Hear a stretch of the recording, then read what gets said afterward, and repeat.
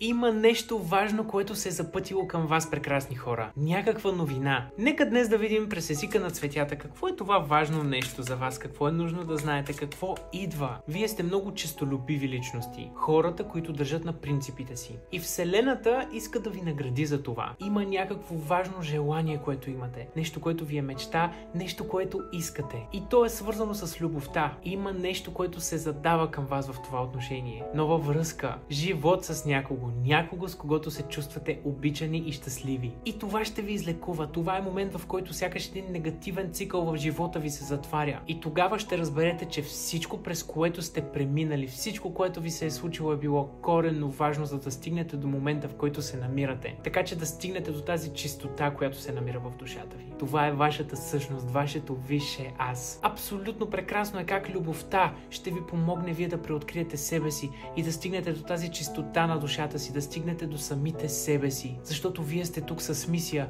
и през любовта вашата мисия ще бъде изпълнена. Вижте профила ми за още четения. Също така, ако имате нужда от лично таро четене с мен, можете да си запазите такова, като ми пишете през линка в профила ми или на Viber и WhatsApp.